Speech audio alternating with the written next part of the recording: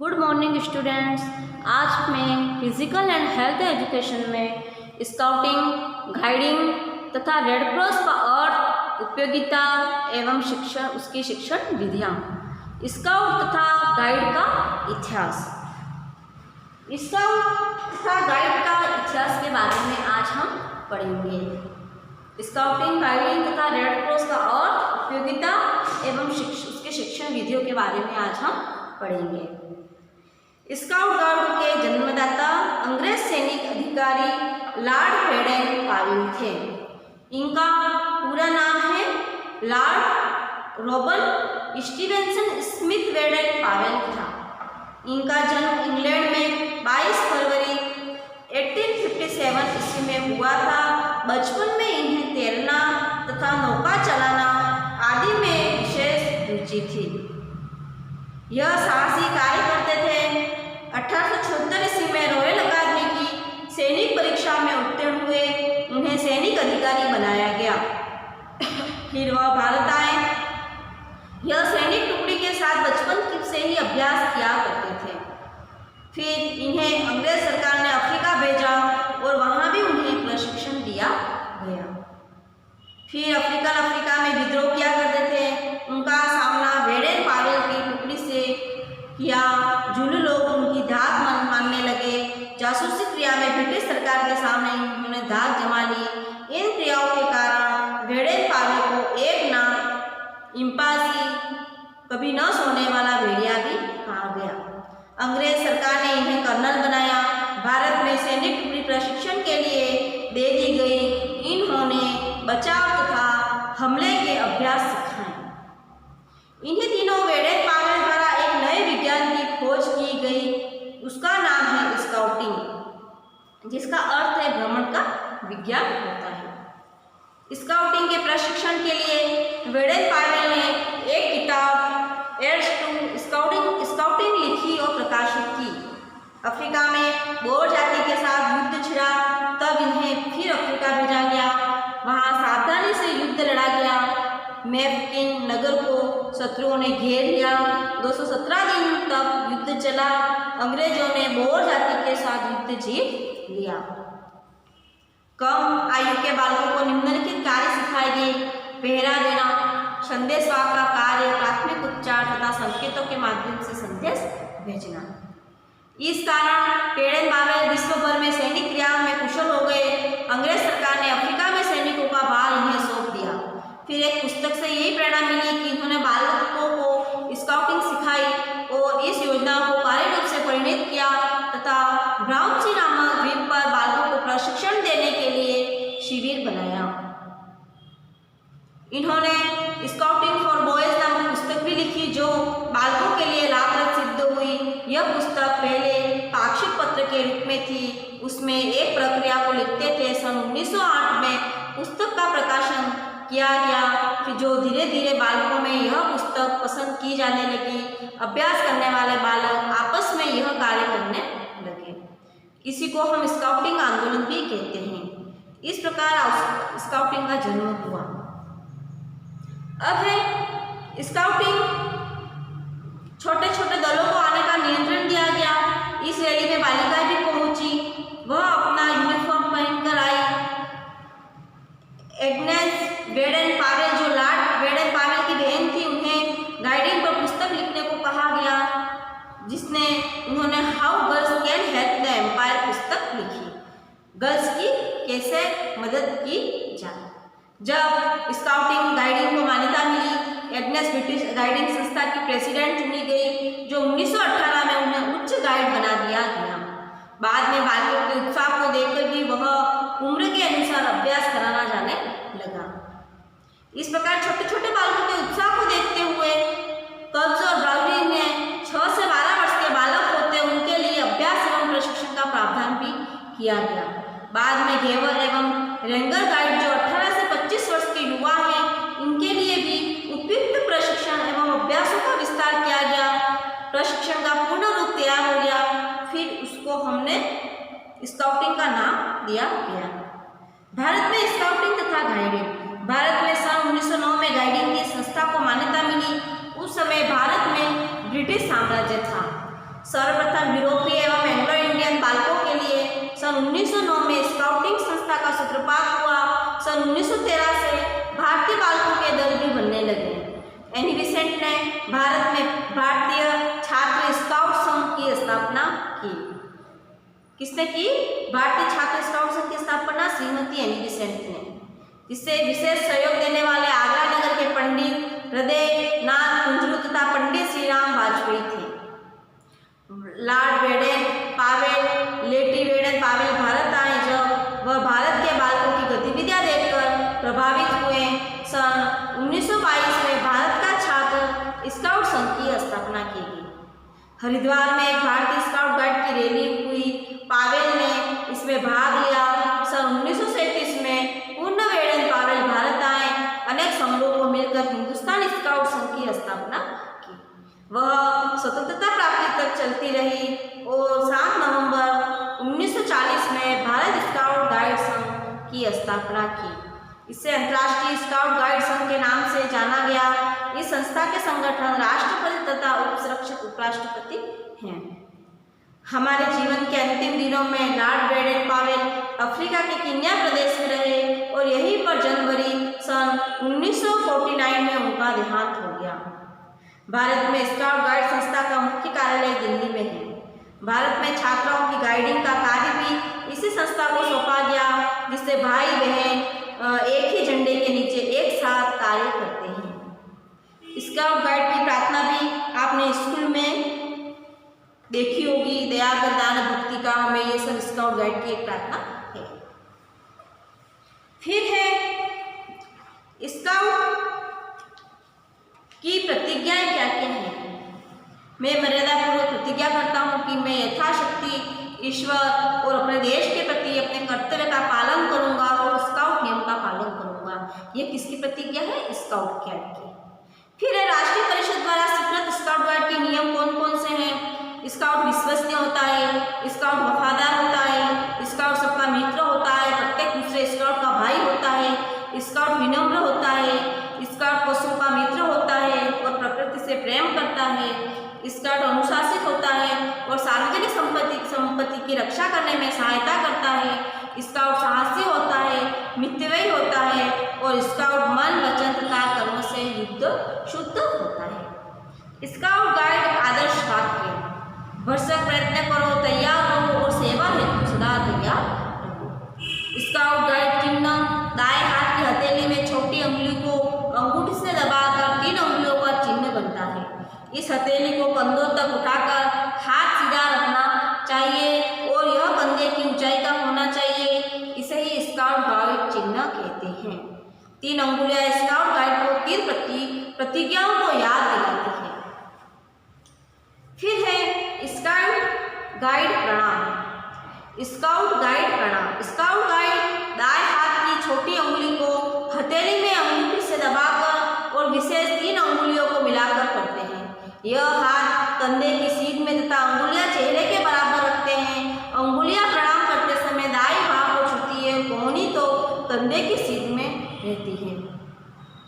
यह प्रणाम किसी स्काउट गाइड अधिकारी या भाई बहन से मिलते समय, परेड के समय नायक को तथा राष्ट्रीय और स्काउट ध्वज को फहराते समय किया जाता है। स्काउट गाइड परस्पर हाथ मिलाना: समस्त स्काउट तथा गाइड एक दूसरे से दाईं नहीं वरना बायां हाथ मिलाकर अपनी मित्रता एवं सद्भावना दर्शाते हैं। हाथ मिलाने के 2 कारण: बायां हाथ हृदय के अधिक समीप होता है तथा मिलाने पर एक दूसरे के प्रति स्नेह एवं प्यार दर्शाता है। फिर दूसरा, स्काउट गाइड प्रायः दाएं हाथ में लाठी आदि लिए रहते हैं, अतः वह एक दूसरे से बायां हाथ मिलाते हैं। स्काउट गाइड ध्वज: स्काउट झंडा नीले रंग का 4.5 फीट लंबा 3 फीट चौड़ा होता है। झंडों के बीचों बीच 1.5x1 में नीले रंग का स्काउट बैच है। दल का झंडा भी 4.5x3 फीट होता है और जो दल के स्कार्फ के रंग का हो सकता है। स्काउट झंडे का नीला रंग सतत आकाश का रंग है, जो विश्व बंधुत्व का सूचक है। इसमें 3 पंखुड़ियों वाला बैज को सदैव 3 प्रतिज्ञाओं का स्मरण कराता है। विश्व गाइड दिवस: विश्व गाइड ध्वज। यह झंडा गहरे नीले रंग के कपड़े का है। इसके बीच में सुनहरे रंग का गाइड बैज है और सिद्धर की 3 पंखुड़ियां 3 प्रतिज्ञाओं की याद दिलाती है, जो 2 सितारे जिसके 5-5 कोने होते हैं। यह गाइड के 10 नियम के प्रतीक हैं। स्काउट गाइड बैज श्रीराम कमल विश्व के सभी स्काउटों का चिन्ह है। यह चिन्ह समुद्री नाविकों के दिशा सूचक यंत्र का उत्तर दिशा दिखाने वाला चिन्ह है। यूरोप में अनेक वीर योद्धाओं ने इस चिन्ह को अपने झंडों पर अपनाया था। सिद्धर कमल की यह दिशा ज्ञान का सही मार्ग दर्शाती है। इसी कारण संस्थापक लॉर्ड बेडेन पावेल ने उसे स्काउट गाइड का चिन्ह स्वीकार किया था और उस पर विश्व को सही दिशा दिखाने का उत्तरदायित्व सौंपा।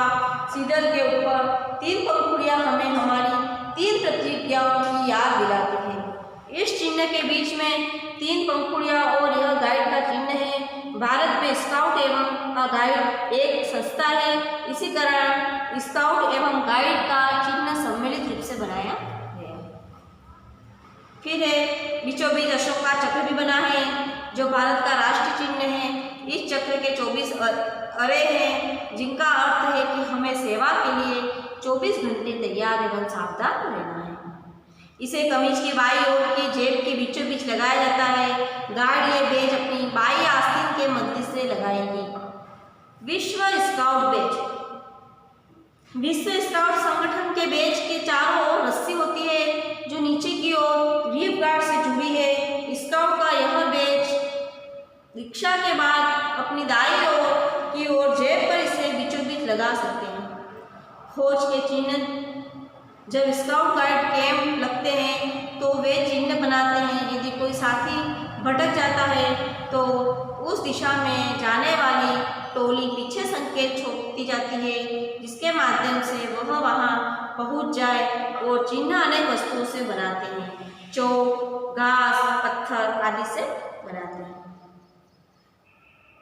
फिर है इसमें दे रखे हैं तीर की दिशा में रास्ता का साफ, कुआं साफ है, कुआं गंदा, इसके सिंबल बनाए गए। फिर है दीक्षा संस्कार। यह एक महत्वपूर्ण संस्कार है।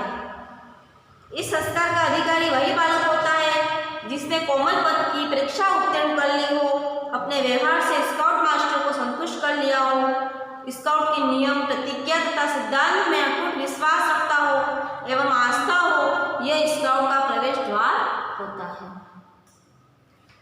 एक निश्चित दिनांक को प्रातः या सायकाल उस बालक का जो पूर्णतः योग्य पाया जाता है, स्काउट मास्टर या गाइड कैप्टन द्वारा उसकी दीक्षा संस्कार किया जाता है।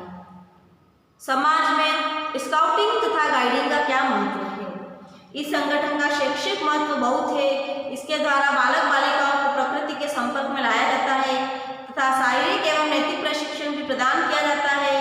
परंतु इसकी सबसे लंबी उपयोगिता इस बात में है कि इसके द्वारा अनुत्तरदायी एवं स्वकेंद्रित बालक बालिकाओं को विश्वसनीय एवं सहायक नागरिक में परिवर्तित किया जाता है। इस संस्था के द्वारा बालक बालिकाओं को खेल में समस्त प्रकार का प्रशिक्षण प्रदान किया जाता है, जो माध्यमिक शिक्षा आयोग ने इसे महत्व दिया।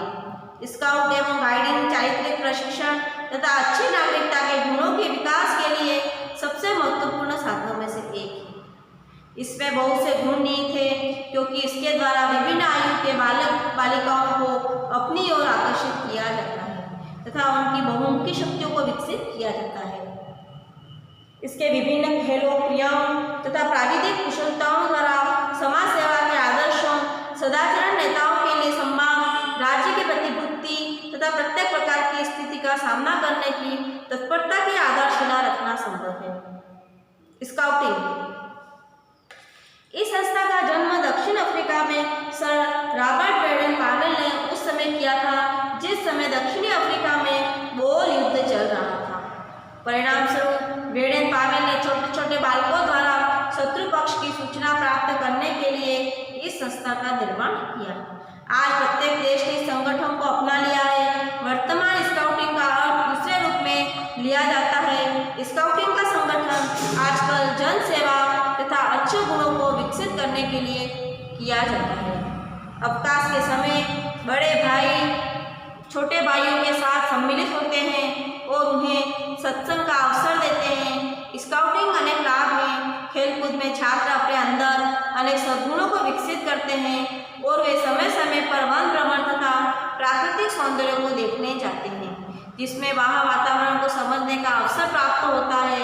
प्रत्येक छात्र को प्रतिज्ञा करनी पड़ती है कि वह सत्य बोलेगा, देशभक्त तथा ईश्वर भक्त रहेगा।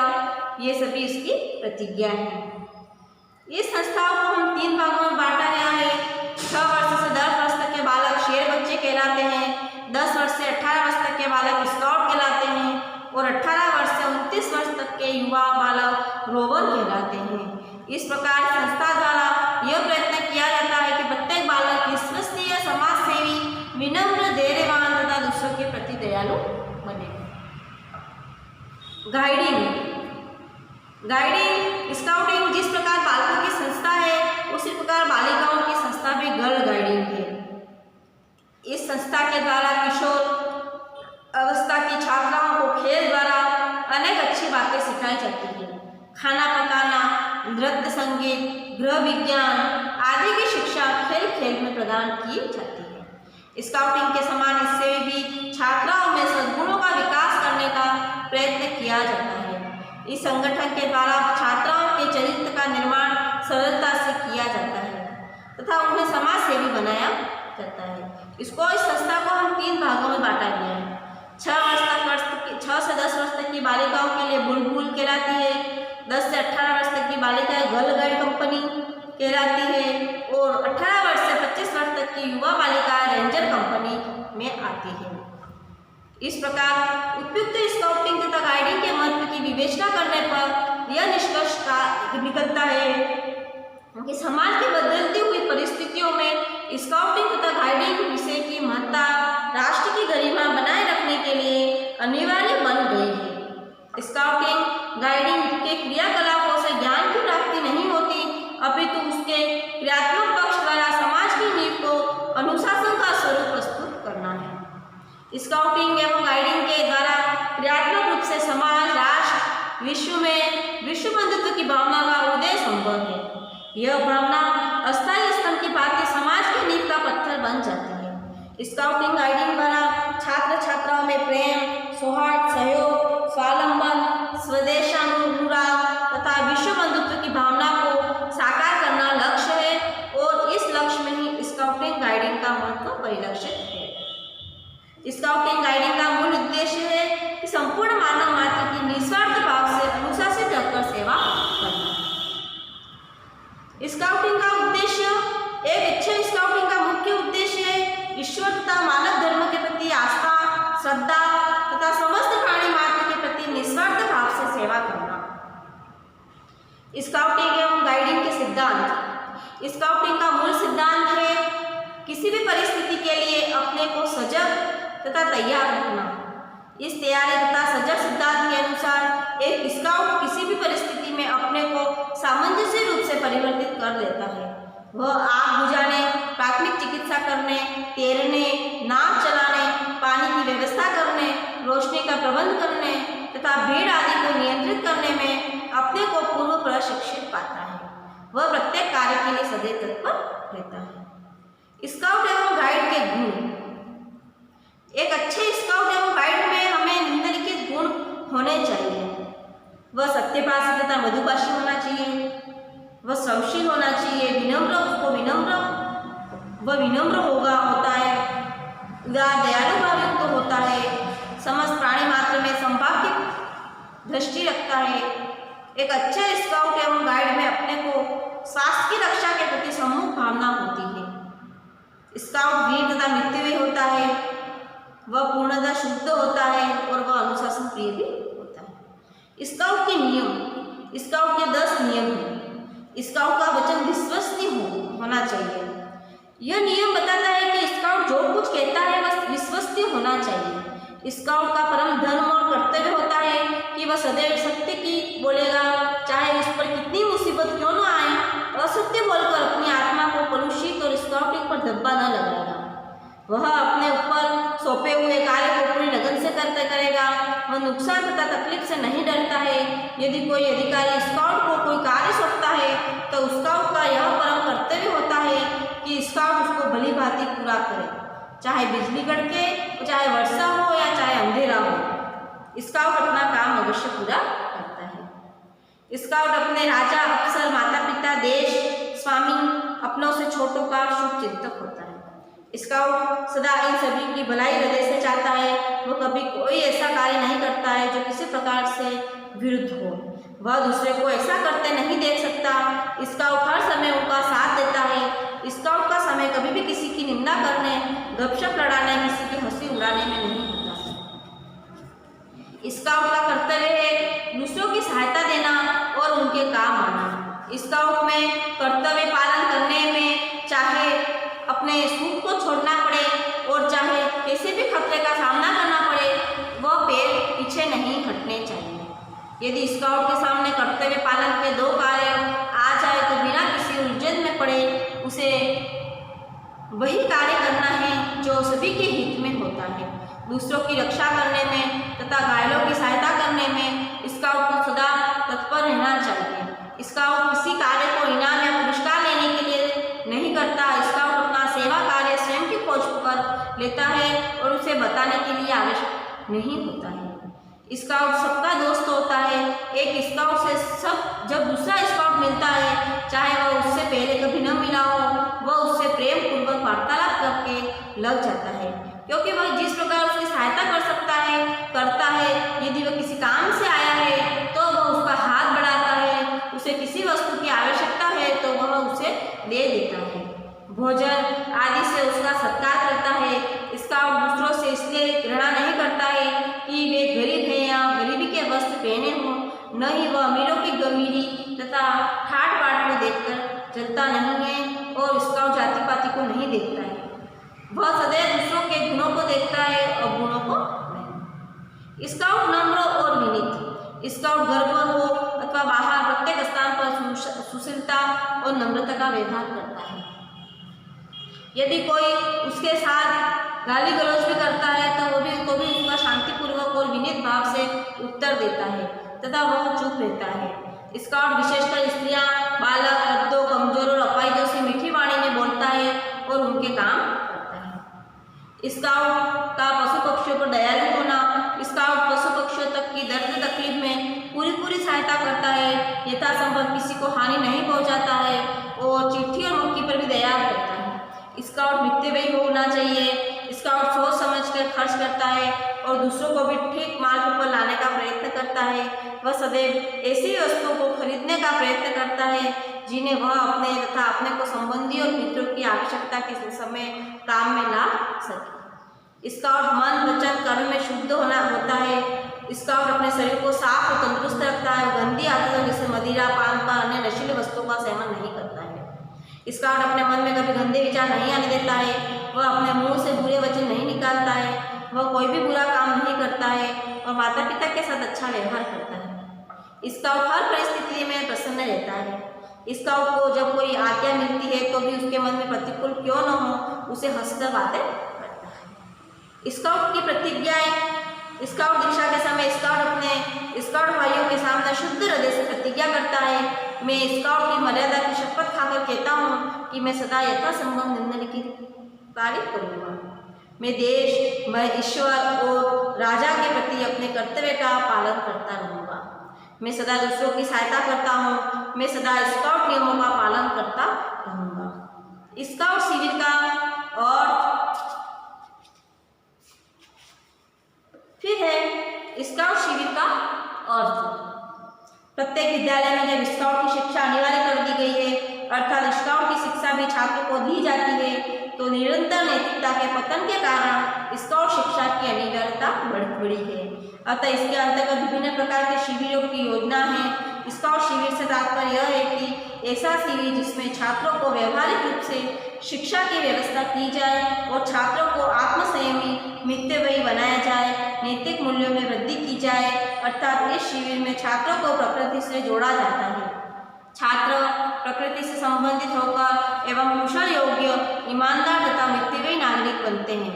हमें इस शिविर में छात्रों का सर्वांगीण विकास किया जाता है। उनके अंदर छिपी हुई प्रतिभा को भी स्पष्ट करने के लिए छात्रों को प्रेरित करते हैं। स्काउट शिविर का शैक्षणिक क्या महत्व होता है? शिक्षा में स्काउट शिविर का क्या महत्व है? प्रत्येक विद्यालय में वर्ष में एक बार अवश्य ही स्काउट शिविर का आयोजन विद्यार्थियों को संस्था के दैनिक कार्यक्रम से छुटकारा देकर स्वच्छंद विचरण एवं प्रकृति में समन्वय स्थापित करने का अवसर प्रदान करता है।